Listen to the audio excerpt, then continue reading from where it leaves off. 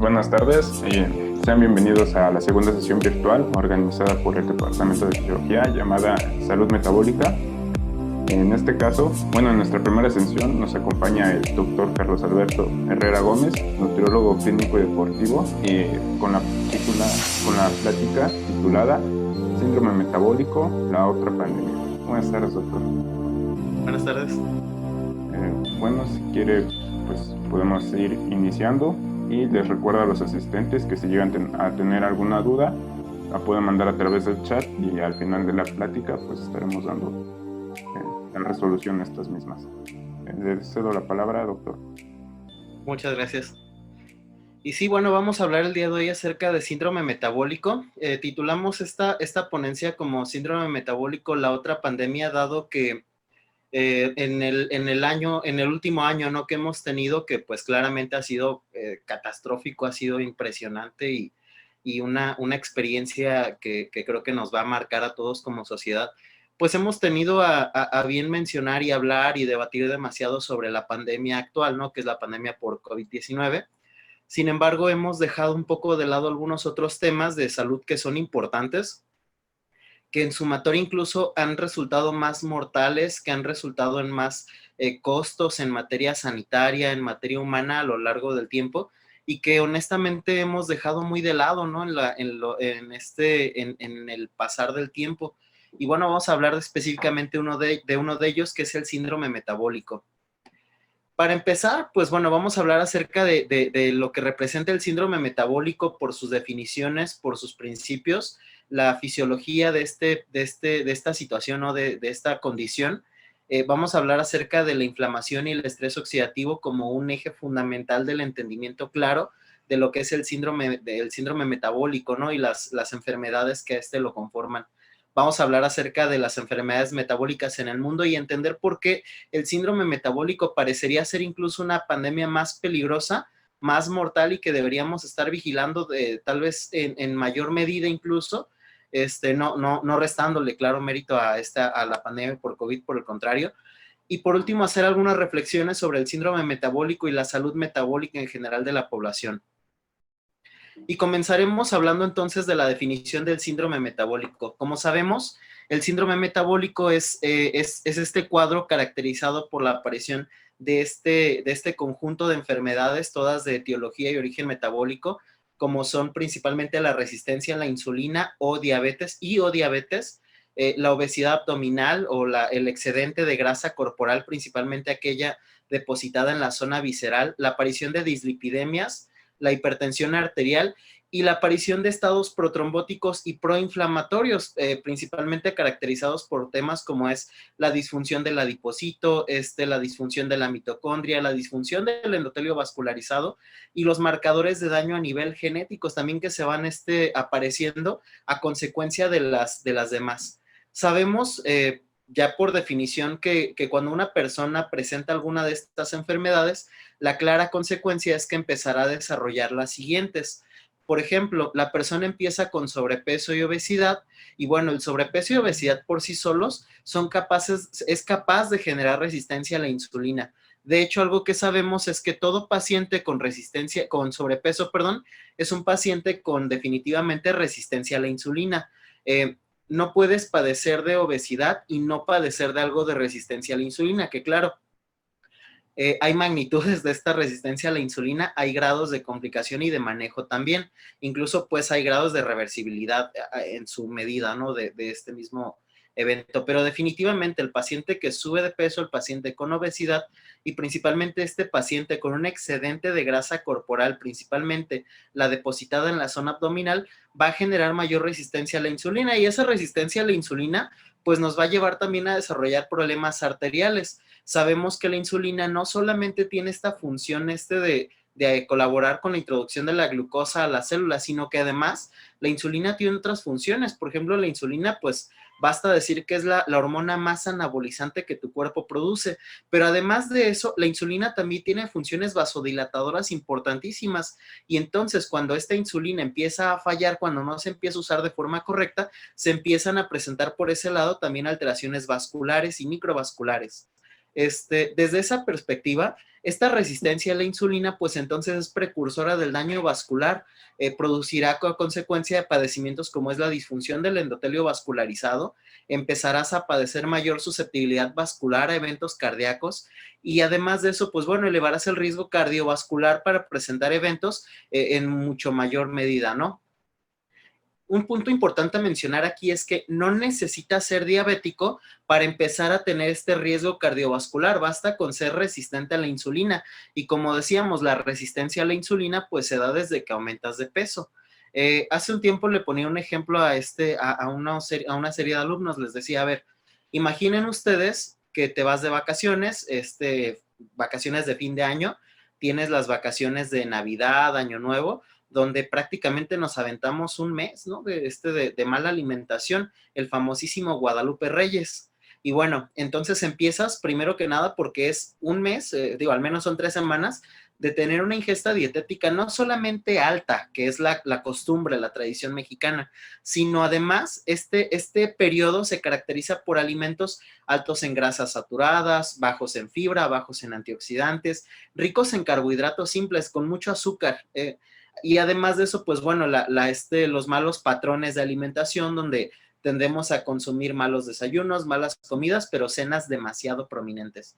Y entonces, al final de este periodo, definitivamente, ya por algunos estudios que lo evidencian, sí se eleva el riesgo cardiovascular, principalmente por la producción de endotelinas, que son una especie de citocinas proinflamatorias que dañan principalmente las estructuras cardíacas. Entonces, definitivamente, procesos como este famosísimo Guadalupe Reyes sí producen una susceptibilidad vascular y estamos hablando de un periodo donde hay un aumento de peso marcado también ya en algunos pocos estudios, pero sí algunos estudios que se han realizado sobre el aumento de peso en estos periodos, pues bueno, normalmente se llega a subir entre 2 y hasta 6 kilos en este periodo de 3 semanas. Es impresionante y esos 6 kilos, pues principalmente a partir de grasa corporal, elevan este riesgo cardiovascular, generan resistencia a la insulina. Ahora, en ese mismo sentido, los mismos factores de riesgo que te llevan a presentar resistencia a la insulina, como decíamos, este excedente de consumo de grasa saturada, de calorías, azúcares simples, también es precursor de la aparición de cuadros dislipidémicos. Entonces, aquí tenemos que todo empieza por el aumento de peso, todo empieza por estas malas prácticas en materia de alimentación que te elevan a la grasa corporal, la grasa abdominal, esa grasa visceral que tanto nos preocupa. Esto produce resistencia a la insulina, te lleva a tener producción de endotelinas que van a empezar a generar algún tipo de daño cardiovascular y pues bueno, las mismas prácticas también terminarán elevando los valores de colesterol y triglicéridos. Por último, el conjunto de todo esto pues te lleva a tener estados protrombóticos proinflamatorios y elevar tu riesgo para otras enfermedades, como por ejemplo factores carcinogénicos. Entonces hay una relación que está muy ligada entre estas enfermedades. E insistir en esto, el problema de presentar una de ellas es que inevitablemente su fisiología te va a llevar por sí sola a ser susceptible a desarrollar las demás. Si tú presentas obesidad y no controlas esta obesidad, si no la trabajas a tiempo, entonces esta va a empezar a producir resistencia a la insulina, disfunción endotelial, va a empezar a producir problemas para regular la presión arterial y a elevar el colesterol y los triglicéridos, por consecuencia a formar estados proinflamatorios, ¿no? Una cantidad de estrés oxidativo impresionante. Ahora, este síndrome metabólico, que es como decíamos, este conjunto, que ha sido denominado de varias formas, síndrome X, el quinteto de la muerte, entre otros más, pues este síndrome metabólico hoy en día es estudiado porque, primero que nada, pues bueno, vemos estas 4 enfermedades, resistencia a la insulina y o diabetes, obesidad, dislipidemia, hipertensión arterial, que son tal vez las 4 enfermedades más estudiadas en la prevención en salud a nivel no solo México, sino a nivel mundial, ¿no? Y vemos que estas son enfermedades que siempre están en los cuadros metabólicos, perdón. Tienes pacientes con otro tipo de enfermedades que también tienen alguna ligadura metabólica y estas aparecen. Por ejemplo, tienes al paciente con enfermedad renal crónica y alguna de estas estuvo presente, ¿no? De hecho, sabemos que el paciente con enfermedad renal crónica, la mayoría de los casos de estos mismos padecimientos son derivados de diabetes o de hipertensión, ¿no? La nefropatía diabética, la nefropatía hipertensiva son las dos principales causas de nefropatía en México y en el mundo. Entonces se ha convertido en un problema pues de estudio, ¿no? A nivel no solamente en México, sino a nivel internacional. Vemos que países desarrollados como Estados Unidos padecen de altos índices de sobrepeso y obesidad, pero también países tercermundistas como México, porque sí, o sea, sí somos tercermundistas, sí somos bien francos. Y entonces la pregunta aquí es, o la pregunta que ha intrigado siempre es, ¿por qué el aumento de estas enfermedades a pesar de que se sabe más sobre ellas? Porque no vemos en cifras, por ejemplo, como el ENSANUD, la versión 2018, que realmente estén bajando de manera significativa las cifras. Hay cambios, definitivamente sí los hay, pero la disminución de los cuadros o de las estadísticas de sobrepeso, de resistencia a la insulina, no parecerían verse realmente cambiantes. Y eso es un problema muy severo.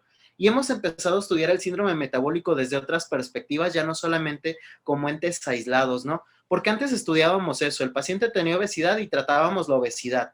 Y entonces nada más utilizábamos la común, ¿no? Dietas con restricción calórica y ejercicio y listo. Y estudiábamos la dislipidemia, y bueno, hay que bajarla a las grasas, hay que bajarla al azúcar simple y hay que hacer ejercicio. Y pensábamos en la hipertensión y hay que bajar el sodio, hay que bajar las calorías, hay que bajar la grasa y ejercicio. Pensábamos en resistencia a la insulina y diabetes y es bájale al azúcar simple, bájale a las calorías y ejercicio. Observábamos que no realmente había un cambio tan significativo y entonces que estas mismas seguían jugando pues como a la baraja, ¿no? Con tu salud. Y entonces el tema aquí viene por ese lado porque al tratar de atacarlas por sí solas, encontramos que no es suficiente, dado que estas forman una unión perfecta, son un asesino perfecto el conjunto de estas enfermedades y entonces se tienen que buscar nuevas alternativas para estudiar el trasfondo de ellas, el detrás de cámara de estas enfermedades. Y yéndome a ese punto, me gusta mucho esta imagen, ¿no? De la analogía del iceberg, que básicamente el síndrome metabólico es este iceberg, ¿no? Donde, como ustedes saben, en los icebergs normalmente no vemos más del 30% en la parte de arriba y la parte de abajo, que es la que no vemos y que es la que realmente ocupa el mayor volumen y es la que más debería preocuparnos también. Y en el síndrome metabólico pasa algo parecido. Cuando vemos síndrome metabólico, normalmente pensamos en esto. Es obesidad, dislipidemia, diabetes, hipertensión. Cambiaría sobrepeso, lo juntaría con obesidad y agregaría aquí el factor inflamatorio, ¿no? El protrombótico. Pero bueno, si vemos la parte de abajo, encontramos que hay una serie de problemas mucho más fuertes. Se presentan padecimientos como aterosclerosis, ese mismo estado protrombótico, se daña la fisiología, el metabolismo de las LDLs y del HDL, se presentan problemas como la apnea obstructiva del sueño, la disminución de la calidad respiratoria, se presentan estados de hiperinsulinemia, microalbuminuria, hiperuricemia, inflamación oxidativa sistémica, entre muchos otros eventos más. Entonces, y en ese punto, en ese sentido, es importante que entonces entendamos al síndrome metabólico no solamente como estas 4 enfermedades, ¿no? Sino realmente como todo lo que representa en la parte de abajo, todas estas afectaciones, que por consecuencia, como vemos, van a tener repercusiones a niveles renales, a niveles hepáticos, gastrointestinales, que por ahí faltaría agregar marcadores gastrointestinales como la disbiosis de la microbiota, y entonces condicionan una disminución, una discrepancia de la calidad de vida y los tratamientos pues tradicionales, que es la dieta restrictiva, el ejercicio, vemos que no están siendo suficientes. ¿Por qué no? Porque no estamos viendo todo este panorama de la parte de abajo, sino nada más la parte de arriba. Y entonces normalmente encontramos, y cada día encontramos más evidencia sobre otros factores que conllevan no solamente la aparición de este cuadro, ¿no? Sino además las complicaciones derivadas de este cuadro. Por ejemplo, algunos de los temas súper interesantes que se están estudiando hoy en día, que verdaderamente tienen un impacto significativo en el tratamiento, son temas como la deficiencia de la vitamina D, que por ahí lo voy a tocar más adelante en las diapositivas, donde vemos que este tejido adiposo secuestra la vitamina D. Hoy en día la vitamina D la consideramos más una hormona incluso que una vitamina por sí sola, por las grandes funciones que tiene en tu cuerpo. Y vemos que el paciente, todo paciente con sobrepeso, con obesidad, con diabetes, todo ese paciente con dislipidemia, precisamente por la disfunción adipositaria que se produce, pues tiene deficiencia de vitamina D. Normalmente el tejido adiposo secuestra esta vitamina D y esto eleva el riesgo de padecer muchas otras complicaciones que no me voy a adelantar porque ahorita llegamos más adelante, ¿no?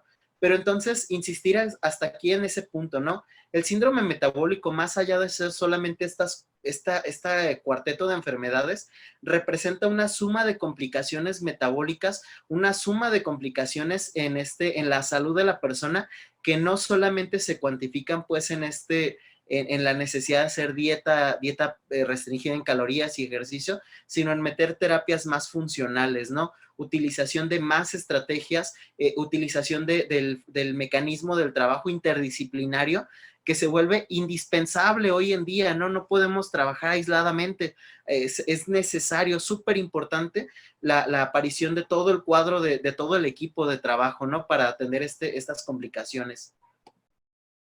Desde esa perspectiva, hoy en día se empieza a considerar a este síndrome metabólico más como una enfermedad oxidativa sistémica que solamente como la definición tradicional, ¿no? Del síndrome metabólico.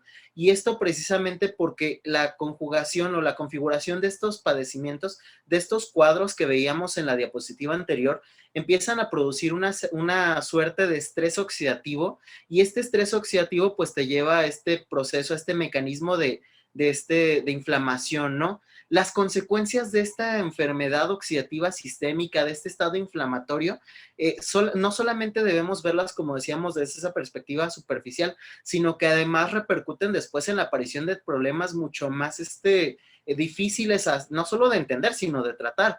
Por ejemplo, la disfunción de los telómeros, este acortamiento de los telómeros, envejecimiento, un envejecimiento acelerado, que es un tema súper estudiado el día de hoy, súper interesante, principalmente por algunos equipos como los de la doctora María Blasco del CERN de España. Aparecen disfunciones, por ejemplo, de algunos factores de transcripción, aparecen disfunciones de algunos factores como el FOXO3, por ejemplo, y estas alteraciones a nivel ya más epigenético, ¿no? Van a producir entonces una suerte de mayores complicaciones que van a acarrear no solamente una disminución en la calidad de vida del paciente, sino un envejecimiento prematuro y una mortalidad acelerada, ¿no? Agravada en ese sentido. ¿Qué tan grave es el problema estadísticamente? ¿Qué tan significativo es este problema? Decíamos, en el mundo los problemas metabólicos van en aumento. No solamente no estamos controlando el problema, se nos sigue saliendo de las manos día con día. Hay muchos factores y precisamente es lo que queremos trabajar un poco más el día de hoy en esta charla. Me tomé el atrevimiento de tomar este esquema que encuentran ustedes en el manual de nutrición funcional del autor de Edwin Leo Martínez. Muy interesante este esquema donde vemos las consecuencias de la aparición de estos estados de estrés oxidativo. Ahora hay que recordar que el estrés oxidativo prácticamente ocurre por cualquier cosa. De hecho, como tal, la aparición de radicales libres, pues hay que recordar que la tenemos todo el tiempo. La producción de especies reactivas, de hecho, se da por la simple necesidad que tu cuerpo tiene de producir energía, ¿no? Y bueno, cuando este estrés oxidativo está agravado, ¿a qué nos referimos con agravado? Bueno, este estrés oxidativo agravado significa que tu cuerpo produce más estrés oxidativo que los mecanismos de reparación para el mismo. Porque decíamos, tu cuerpo produce estrés oxidativo todo el tiempo y eso es totalmente normal. Es como cocinar, no puedes cocinar y no producir basura. Imaginen ustedes estas especies reactivas como la basura metabólica, ¿no? La basura de la cocina, del metabolismo. Las especies reactivas del oxígeno, del nitrógeno, normalmente se podrían ver como eso, basura metabólica. Y no habría problema con ellas si tu cuerpo tuviera los mecanismos de reparación correctos, adecuados, en la medida de que se produce este estrés oxidativo. Pero cuando este estrés oxidativo supera por mucho los mecanismos de reparación, entonces se va a presentar todo este cuadro, como vemos. Primero, tu cuerpo tendrá que producir una respuesta adaptativa y esa respuesta adaptativa te puede llevar por 2 vías.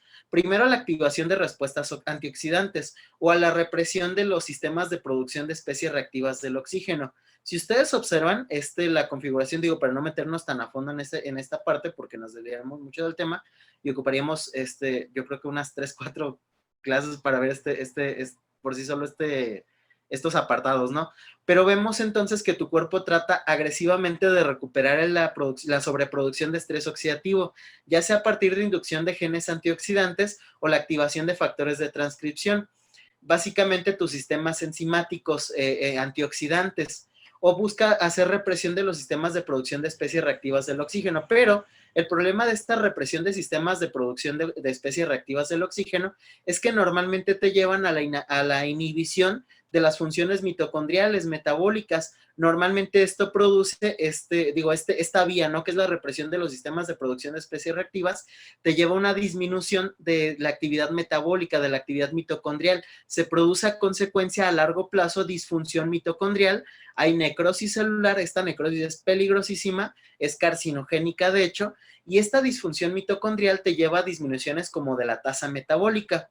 Esta es una de las razones de por qué en algunos casos existen estos pacientes que pesan demasiado.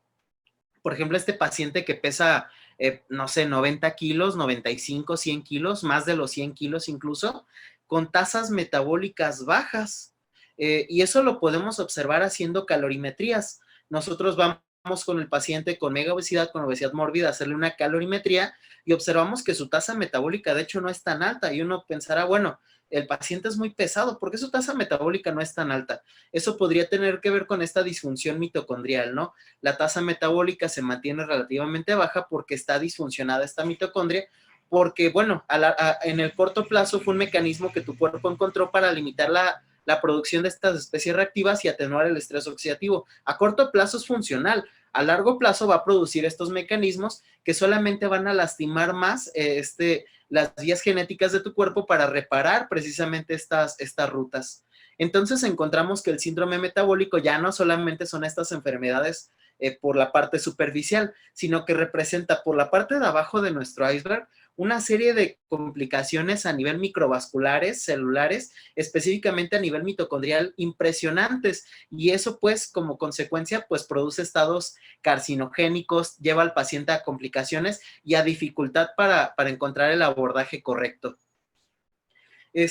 Todo lo que decíamos, ¿no? Esa consecuencia de esta alteración de los mecanismos reparadores de tu cuerpo contra la producción de especies reactivas. Vemos en este esquema que cuando esta producción de especies reactivas, como las especies reactivas del oxígeno, las del nitrógeno, son más o pesan más que las respuestas antioxidantes de tu cuerpo y las suministradas por tu alimentación y estilo de vida, pues entonces se agrava el estrés oxidativo o se producen estados de estrés oxidativo. Hay un desbalance y esto te lleva a mediano plazo a producir inflamación crónica, inflamación sistémica, enfermedad oxidativa sistémica y por consecuencia la aparición de nuestro síndrome metabólico. Vemos entonces desde aquí, al menos desde este mecanismo, que las complicaciones otra vez del por qué aparecen estas enfermedades ya no solamente tendrían que ver incluso con la mala alimentación por sí sola. Claro, todos estos asuntos de por qué no hay antioxidantes tienen que ver con una mala alimentación, ¿no? Carente de antioxidantes, con excesivo consumo de sustancias oxidantes como los azúcares simples, pero además también con la aparición o la promoción de estas especies reactivas, ¿no? Es por esto que hoy en día en la consulta, por ejemplo, nutricional, en la consulta metabólica para estos pacientes que padecen estos cuadros, ya no solamente podemos irnos con la parte de, bueno, soy nutriólogo y solamente voy a evaluar la dieta. Soy el médico endocrinólogo, soy el médico internista y me voy a ir con las insulinas. No, hay que empezar a meterle más y empezar, digo, si tú eres el primer tratante del paciente, empezar a detectar algunos problemas y empezar a involucrar a más especialistas en el tratamiento del paciente. Por ejemplo, una de las características que más comúnmente me encuentro en pacientes mayores de 30 años, con algunos de estos padecimientos, todavía sin criterios para síndrome metabólico, pero ya con los primeros marcadores y factores de riesgo, son dificultades respiratorias y que para el paciente son sencillas, parecerían normales incluso. Yo trato de explicarle mucho a los pacientes que no es lo mismo que un problema sea común a que sea normal. Por ejemplo, algunos pacientes me dicen, es que ronco mucho, y el paciente, pero es normal, ¿no? Todos roncamos. No.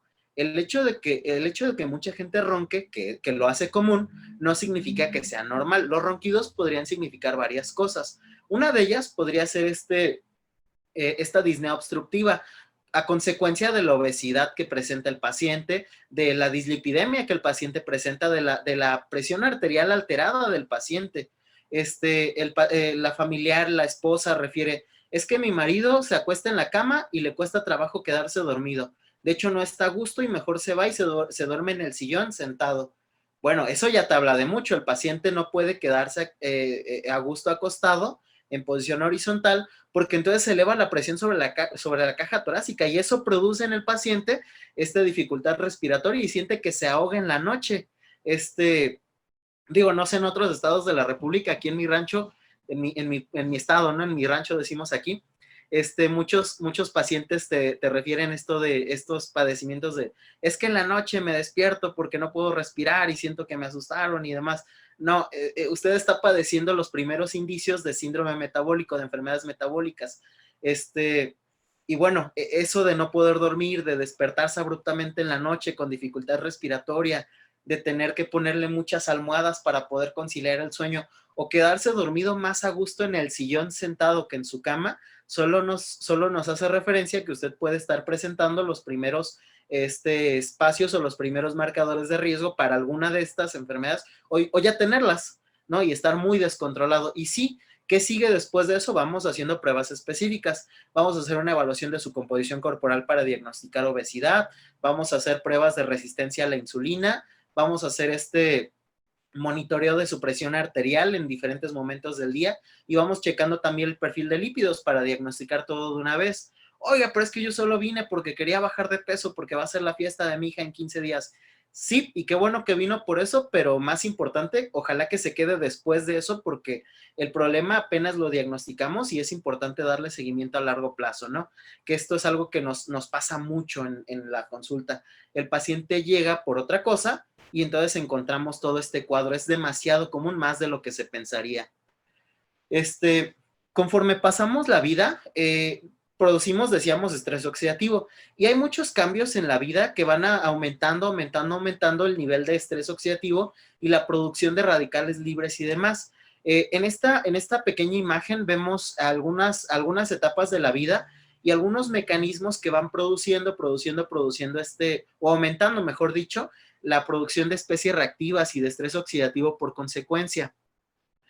A grandes rasgos quiero resaltar el apartado entre el adulto y el adulto mayor, porque bueno, parecería ser que y sin ser esto una regla, claro, pero parecería ser que todos los jóvenes tienen una especie de protección genética contra esta producción de estrés oxidativo, ¿no? Salvo condiciones especiales como enfermedades crónicas graves a tempranas edades de la vida, como cánceres, pero omitiendo ese tipo de situaciones, pues parecería ser que hasta aparentemente los 32 años tendríamos una especie de garantía, ¿no? Genética para la aparición de estrés oxidativo o una aparición exacerbada de estrés oxidativo.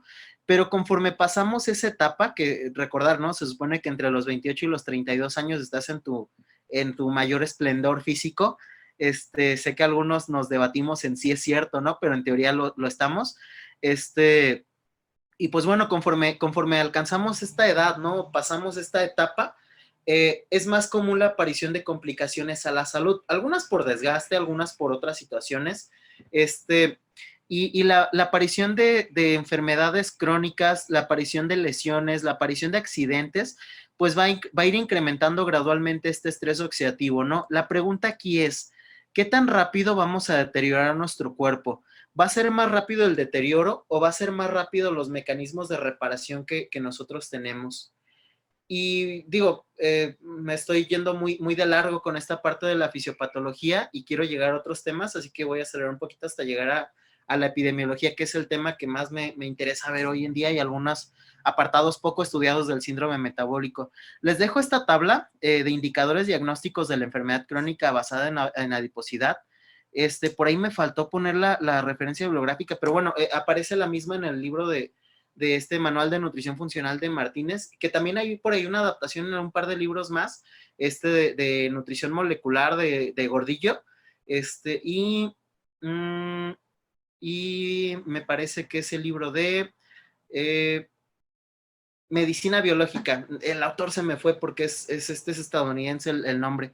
Pero bueno, vemos algunos marcadores de referencia importantes y recomendables, ¿no? Para la evaluación de estos cuadros, ¿no? De adiposidad visceral, de excedente de grasa corporal, que nos hacen suponer la aparición de estos estados de estrés oxidativo agravados y que es importante vigilar. Es importante que cuando atendemos a estos pacientes con sobrepeso, obesidad, diabetes, hipertensión, es decir, síndrome metabólico, no solo nos quedemos con lo tradicional, que es el porcentaje de grasa, el peso, el índice de masa corporal y el valor del colesterol y triglicéridos, ¿no? Que le metamos un poco más de evaluación al paciente, que empecemos a revisar otros parámetros que se vuelven importantes porque a veces hoy en día se menciona bastante, ¿no? De hecho, las guías ADA de 2021 marcan por ahí este apartado donde nos marca claramente: la glucemia en ayuno es en definitiva un marcador engañoso, porque tú podrías tener niveles de glucosa en ayuno normales siendo paciente con diabetes, y eso no refleja que realmente el paciente esté teniendo una buena regulación glucémica. Sabemos la suma de mecanismos que afectan la glucemia durante el día, y entonces estos parámetros parecerían ser complementarios y mucho más superiores para evaluar realmente las complicaciones de este estrés oxidativo o el control que el paciente sí esté recibiendo a partir del tratamiento que se le da.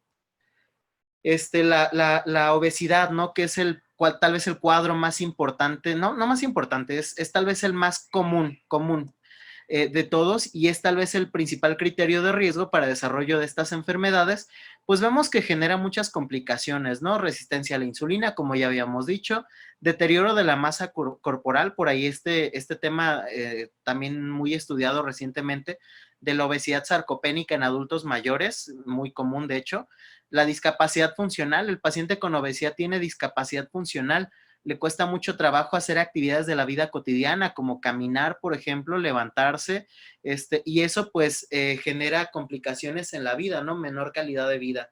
Anomalías vasculares, factores protrombóticos, disfunción del endotelio vascularizado y a consecuencia mayor riesgo de eventos vasculares, cardiovasculares.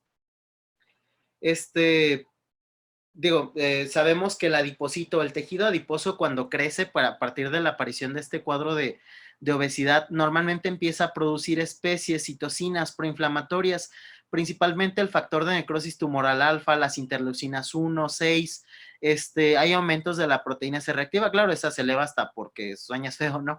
Pero bueno, en esencia, el tejido adiposo disfuncionado es el principal culpable de todo esto, ¿no? También hay que decir que el tejido adiposo es el culpable, es el villano de la historia, a consecuencia del mal estilo de vida que normalmente le inducimos. En definitiva, es por ahí donde va, creo que es por ahí donde más debemos centrar los esfuerzos, ¿no? En entender más todavía a fondo el funcionamiento del adipocito, su disfunción y los mecanismos para tratar de atenuar el daño que se produce. Vemos aquí las consecuencias de la producción de estas adipoquinas secretadas por el adipocito, ¿no? Y en esencia, para no mencionar todo, me voy a quedar con los títulos, que es, entonces, afectaciones a nivel del sistema nervioso central, principalmente de la leptina, que también la leptina está súper estudiada hoy en día en el paciente con obesidad. Sabemos la gran cantidad de cambios que se producen en la producción de leptina en el paciente con obesidad mórbida. Hay producción de angiogénesis, que esto es carcinogénico. Parecería ser que la obesidad entonces sí está demasiado ligada con el cáncer. Adaptaciones del metabolismo, principalmente por la producción de especies que van a letargar la tasa metabólica, que van a crear disfunción de la mitocondria. Se producen mecanismos de daño a nivel de órganos, como por ejemplo el estómago y la microbiota intestinal, y esto es impresionantemente frecuente, ¿no? La cantidad de pacientes con disfunción de la microbiota, y cómo la corrección de esta disfunción de la microbiota tiene efectos impresionantes también en el tratamiento del sobrepeso y obesidad. Así que son temas, y vemos que cada día aperturamos más más evidencia, más información, ¿no? Al tema de las enfermedades metabólicas, y empezamos entonces a atacarla por varios mecanismos, ya no solamente por los tradicionales, que eran, como decíamos, bajar las calorías, que haga ejercicio el paciente y listo, no, empezamos a atacar más cosas, ¿no? Desde más perspectivas. Y ahora, ¿por qué le llamamos a esta conferencia o por qué la subtitulamos tal vez con ese tema de la otra pandemia? Les pongo esta tabla que me tomé la libertad de cortar por ahí de alguna de las fuentes internacionales que tenemos hoy en día, que es la mortalidad por coronavirus en el mundo, hasta el 21 de abril, que es el día que tomé la imagen. Vemos la cantidad impresionante de fallecidos que hay en el mundo, ¿no? Sabiendo, y claro, que hay una gran cantidad de pacientes fallecidos por coronavirus que no se están reportando, no solo en México, en muchas partes del mundo. De hecho, México tristemente ahí está en el tercer lugar con una cifra reconocida de 213,048 pacientes hasta el 21 de abril. Sabemos esta gráfica, ¿no? De esta estadística del INEGI, donde harían falta al menos 40,000 pacientes más, al menos, más aparte algunos matemáticos estadistas que hablan acerca de el 500,000 de pacientes fallecidos en México por coronavirus. Y sí, definitivamente es trágico, es alarmante, es súper preocupante, ya estuvo bueno, ¿no? Con tanto fallecimiento por coronavirus, es importante que ya esto empiece a ceder, ¿no? En el fallecimiento, la vacunación parecería ser una de las claves para empezar a disminuir esto sin ser definitivamente la respuesta. Ahora, en ese sentido, la crisis por coronavirus es impresionante, pero, y un dato por curioso, ¿no? Que me encontré por ahí, el día 21 de abril, el mismo día 21 de abril, la India rompió récord de fallecimientos por coronavirus con 314,835 casos en un solo día. Es impresionante la cantidad de fallecimientos que tuvo la India, ¿no? En este día. Claro, también hay que mencionar que hace como 4 semanas ellos hicieron una mega fiesta por una celebridad de ellos, sin distancia social, sin uso de cubrebocas y demás. Pero bueno, el día de hoy queremos hacer esta comparativa, ¿no? De la pandemia que tenemos hoy en día contra la que estamos mencionando nosotros. Les pongo aquí el síndrome metabólico en el mundo, estadísticas aisladas de las 4 enfermedades, dado que no se habla mucho de síndrome metabólico como tal, como causa de la muerte, sino de las 4 enfermedades por sí solas. Por ejemplo, en relación a la obesidad, vemos que en 2016 más de 1,900 millones de adultos tenían sobrepeso y obesidad y más de 650 millones obesidad. Menciona aquí, cada año mueren como mínimo 2.8 millones de personas a causa de la obesidad. 2.8 millones de personas al año. En el tema de las dislipidemias, vemos que estas causan más de 4 millones de muertes por año. 4 millones de muertes al año, entre 40 y 66% de la población adulta, principalmente en países desarrollados, tiene niveles de colesterol altos, así que, ya por sí solas, pues parecerían ser incluso más alarmantes, ¿no? Si le agregamos la hipertensión, bueno, en el mundo prácticamente cada 25 segundos una persona sufre un problema coronario y aproximadamente muere una persona por minuto por algún padecimiento cardiovascular. Mientras, ahorita llevamos, me parece, casi 40 minutos de videollamada y bueno, entonces habrán fallecido 40 personas en el mundo al menos en este tiempo que estamos conectados por un problema vascular. En cuanto a la diabetes, se estima que en 2016 fue la causa directa de 1.6 millones de muertes y otros 2.2 millones de muertes son atribuibles a la hiperglucemia en el mundo. Así que en conjunto de estas cuatro padecimientos, ¿no? De estas 4 enfermedades, pues parecería ser incluso más grave, ¿no? Por la mortalidad diaria que causan, por el tiempo que llevan causándola y porque el coronavirus en algún momento se va a ir, pero estas parece que se van a quedar. Por eso, si bien es cierto, evidentemente no debemos bajar los brazos con el coronavirus y demás, pero también es importante recordar que estos padecimientos son uno de los principales causantes de las altas tasas de mortalidad en países como México. Están directamente relacionados y entonces no solamente debemos atacar desde esta perspectiva al coronavirus, sino también a estos padecimientos. Por aquí dejo estas 2 infografías. Esta primera de las dislipidemias, vemos la mortalidad y no me voy a tener ya mucho más aquí porque ya estamos llegando al tiempo estimado de la plática, pero bueno, vemos que las dislipidemias son un asesino impresionante, ¿no? Un asesino más letal, de hecho, que el coronavirus. principalmente por lo silencioso que es el padecimiento, ¿no? Como tal. ¿Cuántas personas hay en el mundo con niveles de colesterol y triglicéridos altos que no lo saben y que viven varios años con ellas y se dan cuenta hasta que tienen o debutan como con un problema cardiovascular? Misma historia con la hipertensión arterial, ¿no? Un padecimiento. Digo, la principal causa de muerte en el mundo son los eventos vasculares. Y es importante, ¿no? Que le demos cada día más y más y más difusión a estos temas para la prevención. Hay muchos temas en relación a la aparición de estas enfermedades que es importante mencionar, ¿no? Que en el mundo, pues definitivamente los problemas metabólicos son la principal causa de muerte, como vemos. De hecho, les pongo aquí esta pequeña reflexión. Dice, mientras que en 2010 las enfermedades metabólicas mataron a cerca de 3 millones de personas, los terroristas mataron un total de 7,697 personas en todo el planeta. Entonces, para el norteamericano o el europeo en promedio, la Coca-Cola supone una amenaza mucho más letal que Al Qaeda. Es definitivo. Los problemas metabólicos son en definitiva el verdadero trasfondo de muchas de las complicaciones en salud de otros padecimientos que vemos hoy en día, ¿no? Prácticamente habría que mencionar que tal vez en el 40-50% de los pacientes que se atienden, ¿no?, en instituciones de primer nivel de atención, en definitiva tienen al menos un trasfondo metabólico conjugado. De hecho, como habíamos mencionado, en México, en México y en otros países, ¿no? Pero en México más especialmente, el coronavirus se ha agravado por los altos índices de obesidad. Por aquí les dejo también esta suerte de diapositiva, ¿no? Donde hablamos un poquito acerca de las complicaciones que genera la presencia de obesidad en el abordaje y tratamiento del COVID. Vemos que con la obesidad, con la presencia de obesidad, pues bueno, se producen mayores complicaciones respiratorias, hay mayor complicación cardiovascular también y por ende una mayor mortalidad.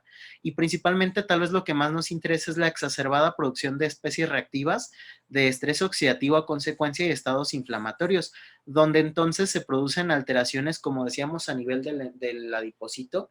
Se disfunciona y por eso muchos pacientes que han sobrevivido al COVID después, digo, ya 6-7 meses después, siguen mencionando demasiadas complicaciones. El tema viene por estos estados exacerbados de obesidad y de disfunción adipositaria.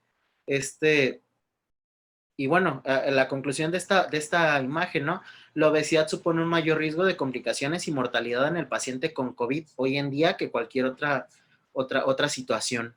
Entonces vemos que el síndrome metabólico es una serie de padecimientos que no solamente deben entenderse desde la perspectiva aislada de cada uno, ¿no? Sino más allá de eso, debemos entender lo letales que son, el alto índice de fallecimientos que estos pueden causar y las graves complicaciones que se producen por presentar estos padecimientos.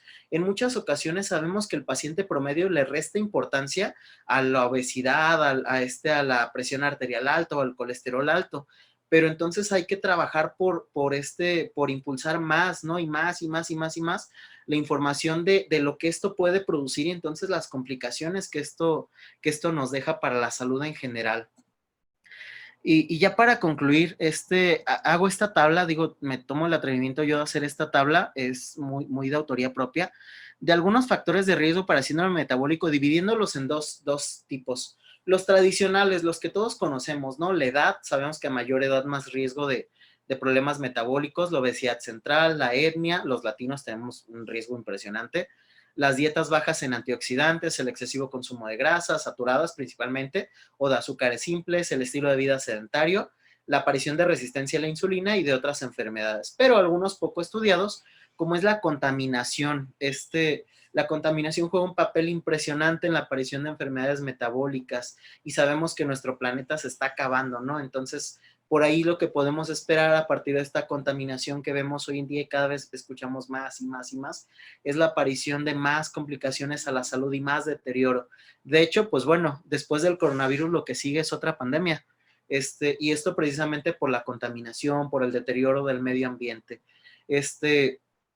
los métodos de producción de alimentos también están alterando muchísimo la salud de las personas, la inflamación oxidativa, el envejecimiento, ¿no? Entendiendo que envejecer más allá de la edad, pues tiene que ver con esta suerte de alteraciones metabólicas y este grave proceso de deterioro que se va desarrollando. La aparición de obesidad sarcopénica, la deficiencia de nutrientes y en particular la vitamina D, que es el tema más de moda de los micros tal vez hoy en día. La infodemia que a mí me parece un factor de riesgo impresionante para estas enfermedades. Digo, cuánto no escuchamos, ¿no? De consumo de sustancias, de marcas y demás. Y el crecimiento de la población que también en definitiva nos lleva a desarrollar estos padecimientos por los bajos recursos en materia de salud que se tienen. A mayor población, menor atención, menores ingresos en general a la población y pues bueno, esto va a generar también complicaciones para un estilo de vida saludable. El medio ambiente, como decíamos, está sumamente deteriorado, digo, sabemos, y ya me voy un poquito más rápido para terminar, pero sabemos que la salud de las personas se relaciona muy directamente con la salud de las especies animales y del medio ambiente, ¿no? De hecho, este concepto de One Health, ¿no? Donde si tienes animales sanos, un ecosistema sano, un medio ambiente sano, hay humanos sanos, ¿no? Hay una relación aquí muy cercana. Y como el medio ambiente solo lo estamos deteriorando más, entonces, pues se espera que haya más aparición de enfermedades. Como sabemos, muchas de estas son zoonóticas. El 70-80% de las enfermedades nuevas tienen un origen zoonótico, es decir, transmisión de una especie a otra, con normalmente un intermediario, como el caso del COVID, ¿no? Murciélago, pangolín, humano. Ahora, se espera que aparezcan más y más y más enfermedades y eso contribuya al agravamiento, a la aparición de más complicaciones que produzcan estrés oxidativo, inflamación oxidativa y entonces, pues, más problemas metabólicos a consecuencia. Vemos también estos procesos de envejecimiento, ¿no? Digo, no me voy a detener mucho más aquí también por cuestiones del tiempo, pero les dejo por aquí esta referencia, ¿no? De la doctora María Blasco, tal vez la científica a quien más admiro yo en esta área, y sus estudios tan impresionantes a raíz de los telómeros, ¿no? Ella empieza estudiando el cáncer y a partir de esto empieza a encontrar la conjugación que tienen, digo, lo estudias de la perspectiva de los telómeros, principalmente estas pequeñas estructuras, como a manera de cintillas, ¿no? Del cromosoma, y empieza a encontrar la relación que esto guarda no solo con el cáncer, sino también con el envejecimiento, con la aparición de trastornos metabólicos como es la dislipidemia, la disfunción del endotelio vascularizado, la disfunción del adipocito, y pues bueno, empezamos a cada vez que nos metemos en esa parte, ¿no? En la biología molecular, pues empezamos a encontrar que no son tan diferentes, ¿no? Y casi si lo definimos desde la perspectiva de la biología molecular, es difícil diferenciar la definición de cáncer, diabetes, obesidad, disfunción endotelial, disfunción adipositaria, disfunción mitocondrial. Es difícil encontrar la diferencia porque tienen un ente muy, muy cercano, ¿no? Todas muy ligado. El déficit de micronutrientes, les pongo aquí algunos problemas asociados al déficit de vitamina D.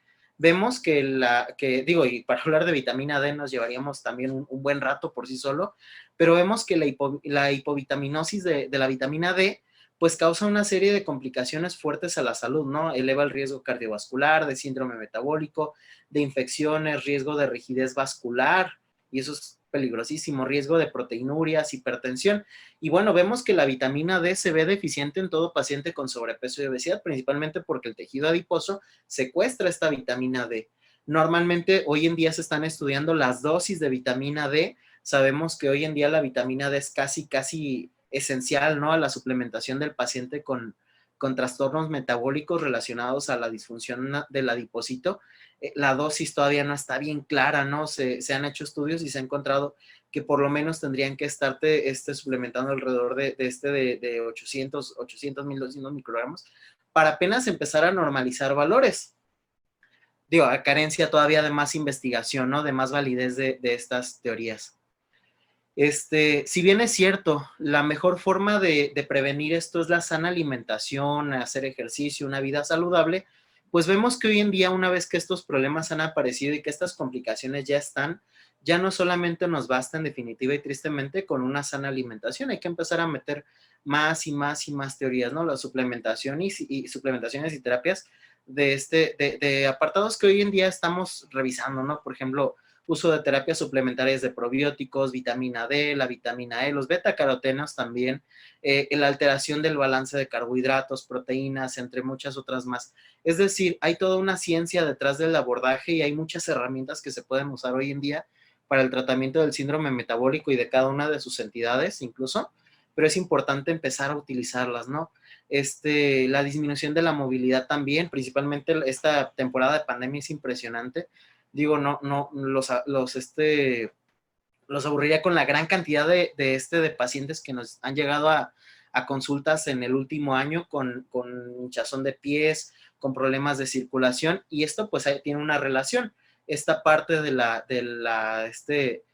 las videollamadas, de estar horas sentado, ¿no? Los chavos de la prepa que pasan 6 horas sentados, acostados en clases y que tienen menor movilidad, y esto pues tiene repercusiones importantes también a la salud y son precursoras otra vez de esta serie de trastornos metabólicos.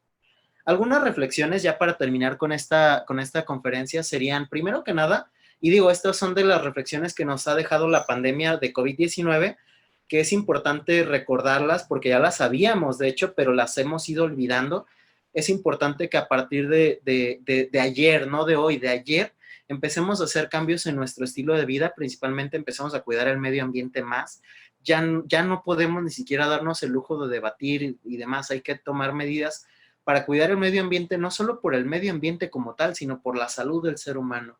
Decíamos, ¿no? La relación medio ambiente-salud. Hay que vigilar la calidad de los alimentos que consumimos, eso es impresionante, el cambio, ¿no? Que ha tenido el valor nutricional de ciertos alimentos. Digo, yo soy de una ciudad que es conocida como la capital mundial del aguacate, y vemos que, y en algún estudio que se hizo por ahí hace 2 años, se encontró que las técnicas de producción de aguacate que se tienen hoy en día han mermado la cantidad de omega 3 que estos mismos contienen, entonces la calidad del alimento está comprometida. Obviamente esto para aumentar la producción y pues las exportaciones. Hay que apoyar la información científica y combatir la infodemia, que hoy en día es un cáncer en la población. Hay que trabajar en erradicar la anestesia social, ¿no?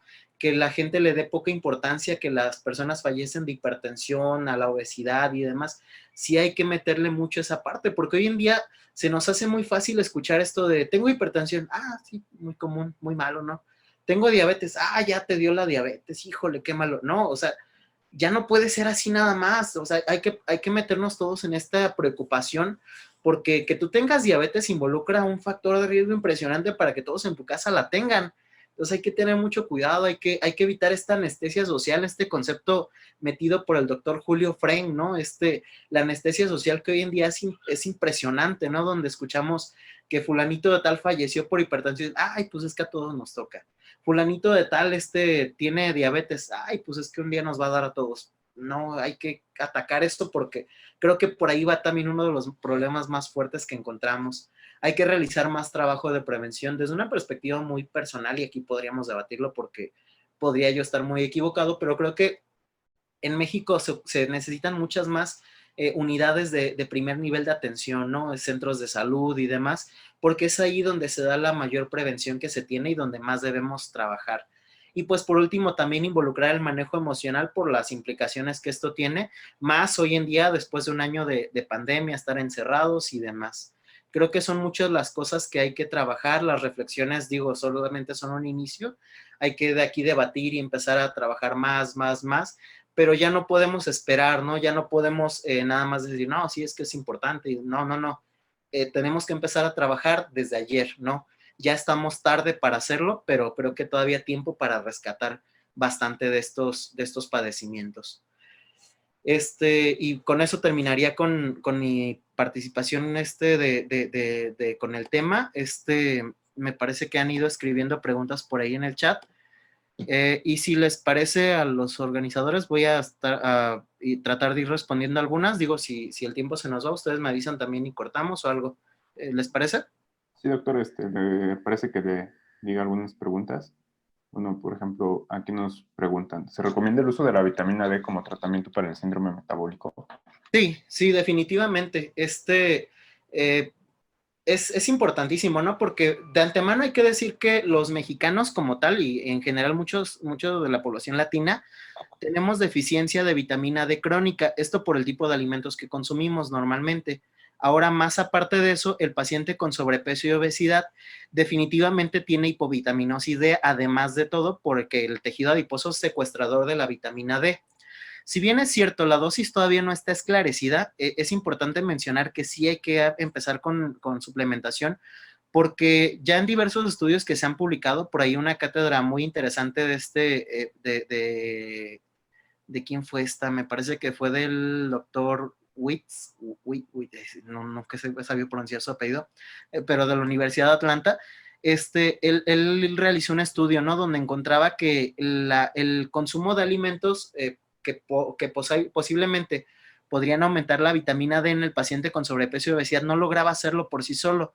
Por el contrario, la suplementación sí lograba aumentar los valores séricos de la vitamina D. Es importante suplementarla. También hay que decir que la vitamina D no resuelve el síndrome metabólico, es solamente para la deficiencia, para tratar la deficiencia de vitamina D y disminuir las complicaciones derivadas de la misma deficiencia de la vitamina D.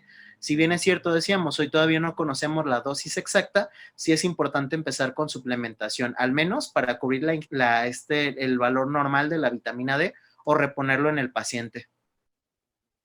Ok, muchas gracias, doctor. Bueno, aquí otra pregunta dice, en caso de las tasas metabólicas bajas, si el paciente logra bajar de peso, ¿la función mitocondrial volverá a la normalidad?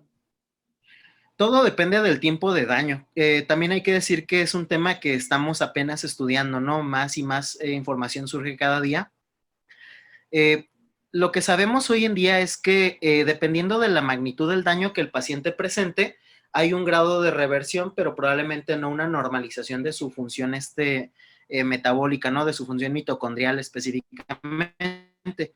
También hay que decir que como tal, la regulación de la función mitocondrial no solamente tiene que ver con bajar de peso, más especialmente tiene que ver con un aumento de la masa muscular. Es por eso tan importante hoy en día el trabajo que estimula la masa muscular en el paciente. Anteriormente decíamos, no, pues es que no sé, por ejemplo, el gimnasio no le sirve al paciente con obesidad porque casi no lo ayuda a perder grasa corporal, pero sí lo ayuda a ganar masa muscular y eso es importante también. Este aumento de masa muscular va a aumentar la tasa metabólica, mayor masa muscular, mayor tasa metabólica y entonces eso también te ayuda.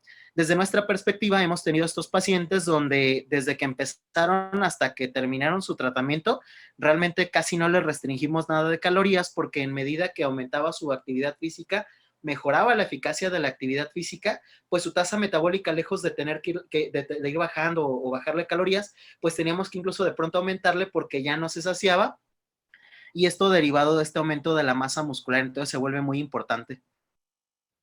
Ok, bueno, y por cuestiones de tiempo, una última pregunta. ¿Cuáles son los grados de reversibilidad de la resistencia a la insulina en base a la obesidad? Depende precisamente del grado, ¿no? Porque, digo, tú padeces resistencia, o digo, tu cuerpo produce algo de resistencia a la insulina conforme aumentas de peso, pero definitivamente tiene que ver con el tiempo que tienes con con este aumento de peso. Evidentemente no es lo mismo aumentar de peso, como decíamos en este periodo del Guadalupe Reyes, como un ejemplo, el paciente que padece de obesidad desde niño ya tiene 30 años. En definitiva, en este paciente, pues siempre va a haber un estado de resistencia a la insulina, pero parecería sí haber un buen nivel de reversibilidad o mantenimiento de este paciente. Sin embargo, estos pacientes que ya han padecido de sobrepeso o obesidad por muchos años, pues siempre van a tener que estar en vigilancia de algunos marcadores, por ejemplo, la curva de tolerancia a la glucosa, la hemoglobina glucosilada también es importante y algunos otros podrían añadirse, ¿no? A expensas de estudio, de más investigación, pero por ejemplo el factor de necrosis tumoral alfa parecería ser también un indicador importante de la evaluación de esta resistencia a la insulina en esos pacientes.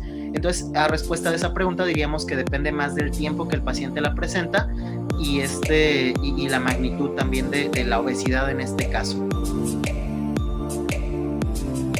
Muchas gracias, doctor. Bueno, le agradecemos mucho que haya colaborado con nosotros.